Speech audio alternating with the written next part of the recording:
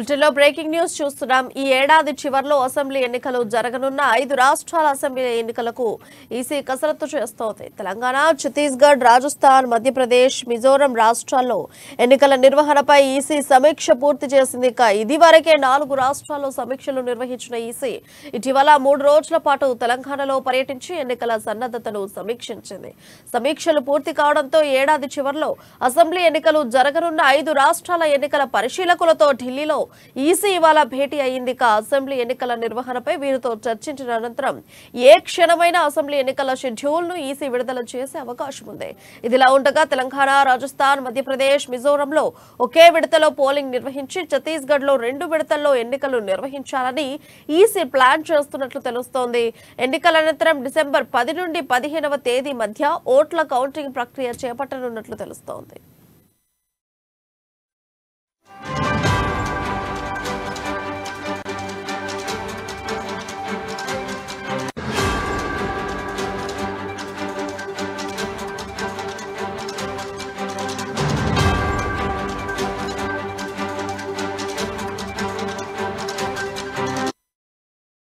ఏడాది చివర్లో అసెంబ్లీ ఎన్నికలు జరగనున్న 5 రాష్ట్రాల అసెంబ్లీ ఎన్నికలకు ఈసీ కసరత్తు చేస్తోంది. తెలంగాణ, ఛత్తీస్గఢ్, రాజస్థాన్, మధ్యప్రదేశ్, మిజోరం రాష్ట్రాల్లో ఎన్నికల నిర్వహణపై ఈసీ సమీక్ష పూర్తి చేసింది. ఇదే అంశంపై మరింత సమాచారం మా ప్రతినిధి రాజు అందిస్తారు.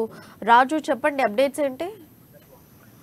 ప్రియా, 5 రాష్ట్రాల అసెంబ్లీ ఎన్నికలకు ఎలక్షన్ కమిషన్ పూర్తి కసరత్తులు అయితే చేస్తా ఉంది. ఇప్పటికే 5 రాష్ట్రాలకు సంబంధించినటువంటి రాష్ట్ర ఎన్నికల అధికారులతో కానీ ఆ రాష్ట్రాలలో ఉన్నటువంటి కలెక్టర్లు కానీ ఆ పోలీస్ అధికారులతో ఉన్నతాధికారులతో కానీ సమీక్షలు అయితే పూర్తి చేసింది.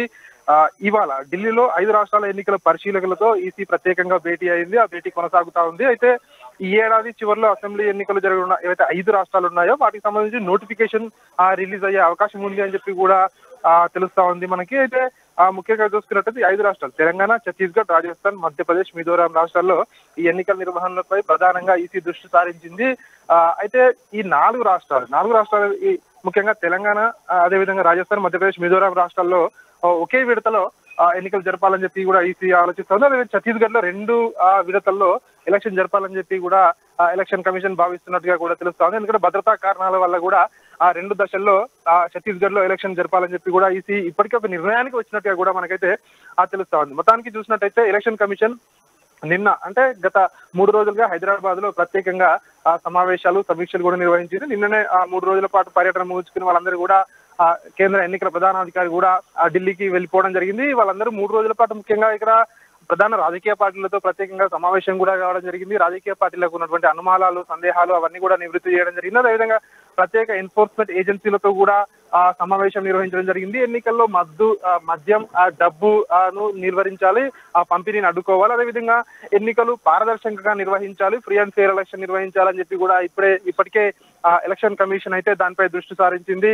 అధికారులందరికీ కూడా, కలెక్టర్లకు, అదేవిధంగా పోలీసు ఉన్నతాధికారులకు కూడా ఎలక్షన్ ప్రక్రియలో పాల్గొన్న వాళ్ళందరికీ కూడా ఒక ఆదేశాలు అయితే జారీ చేసింది. ఎన్నికల్లో కటువుగా ఉండాలి, ఎవరిని ఉపేక్షించొద్దు, ఎలాంటి డిస్క్రిమినేషన్ టాలరేట్ చేయొద్దు, అందరి ఓటు హక్కు వినియోగించుకునే విధంగా కూడా ఎన్నికల అధికారులందరూ కూడా ఎన్నికల విధుల్లో ఉండాలని చెప్పి కూడా ఇప్పటికే వాళ్ళందరికీ కూడా దిశ నిర్దేశం చేయడం జరిగింది. ఈ నేపథ్యంలోనే ఈ రోజు ఎన్నికల పరిశీలకులతో 5 రాష్ట్రాలకు సంబంధించినటువంటి ఎన్నికల పరిశీలకులతో ఈ రోజు ఎలక్షన్ కమిషన్ భేటీ కావడం అయితే ప్రస్తుతం అయితే ఎలక్షన్ అంటే షెడ్యూల్ కూడా వచ్చే అవకాశం ఉంది అని చెప్పి ఇప్పటికే రాష్ట్రంలో కూడా ఒక టాక్ అయితే నడుస్తా ఉంది. ఈ నేపథ్యంలోనే ఎన్నికల షెడ్యూల్ అయితే అతి తొందరగా వచ్చే అవకాశం అయితే ఈ మీటింగ్ బట్టి కూడా మనం చెప్పవచ్చు. ప్రియా, అయితే రాజు, చూసుకుంటప్పుడు ఒకేసారి 5 రాష్ట్రాల ఎన్నికల నిర్వహణకు ఎలాంటి జాగ్రత్తలు తీసుకోబోతున్నారు? అంటే ఏర్పాట్లు ఎలా ఉండబోతున్నారు?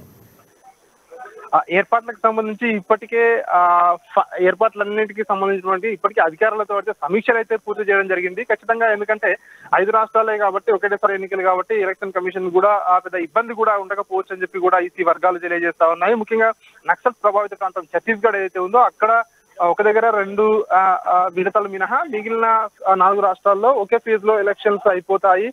సిబ్బంది కూడా అందరూ అందుబాటులో ఉన్నారు.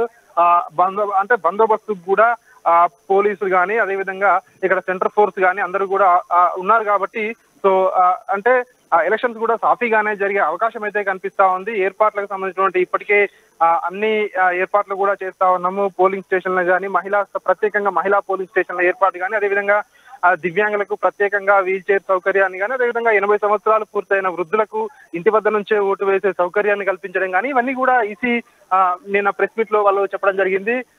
రాష్ట్రంలో ఉన్నటువంటి ప్రతి ఓటు కూడా ముఖ్యమే అని చెప్పి కూడా చెప్పడం జరిగింది. అందరూ ఓటు హక్కు వినియోగించుకునే విధంగా ఎలక్షన్ కమిషన్ కూడా దానికి సంబంధించి చర్యలు తీసుకుంటామని చెప్పి కూడా వాళ్ళు నిన్న చెప్పడం జరిగింది. దీన్ని బట్టి ఈ రోజు ఢిల్లీలో మీటింగ్ ను బట్టి చూస్తే ఎలక్షన్ షెడ్యూల్ మాత్రం అతి తొందరగా వచ్చే అవకాశం అయితే స్పష్టంగా కనిపిస్తుంది. ప్రియా, చూసుకుంటే ఛత్తీస్గఢ్ లో మాత్రమే 2 విడతలుగా ఎందుకని ఎలక్షన్స్ నిర్వహించబోతోంది? ముఖ్యంగా మనం ఛత్తీస్గఢ్ రాష్ట్రాన్ని చూసుకున్నట్టయితే అక్కడ భౌగోళిక పరంగా చూసుకున్నట్టయినా అక్కడ అటవీ ప్రాంతం ఎక్కువగా ఉంటుంది. ఇంకొకటి ఏంటంటే అక్కడ నక్సల్స్ ప్రభావిత ప్రాంతాలు, ఇతర రాష్ట్రాల సరిహద్దులను పంచుకుంటుంది, ముఖ్యంగా ఆంధ్ర తెలంగాణతో. సో ముఖ్యంగా నక్సల్స్ ప్రభావిత ప్రాంతాలే కారణం అని చెప్పి కూడా ఈసీ భావిస్తా ఉన్నారు. ఎందుకంటే గతంలో కూడా చాలా సార్లు అక్కడ మందు పాత్రలు కానీ లేదంటే ఇట్లాంటి జరిగిన ఘటనలు ఉన్నాయి. కాబట్టి అవన్నిటిని కూడా దృష్టిలో పెట్టుకుని భద్రతా కారణాల వల్లనే 2 దశల్లో ఎన్నికలు నిర్వహించాలని చెప్పి కూడా ఎలక్షన్ కమిషన్ ఒక నిర్ణయానికి వచ్చినట్టుగా కూడా మనకు తెలుస్తా ఉంది. ఏది ఏమైనప్పటికీ ఎలక్షన్ షెడ్యూల్ వస్తే కానీ ఎన్ని దశలను మనం చెప్పలేము. కానీ మనకు ప్రైమరీగా అందుతున్న సమాచారం ప్రకారం ఛత్తీస్గఢ్ లో మాత్రం 2 ఫేజ్ లో ఎలక్షన్ నిర్వహిస్తారు. మిగతా 4 రాష్ట్రాల్లో ఒకే ఫేజ్ లో ఎలక్షన్స్ కూడా కంప్లీట్ అయిపోతాయని చెప్పి కూడా తెలుస్తా ఉంది. మనకు డిసెంబర్ 1st వీక్ లో ఎలక్షన్స్ వచ్చే అవకాశం అయితే కనిపిస్తా ఉంది. Thank you Raju for updates. Thank you.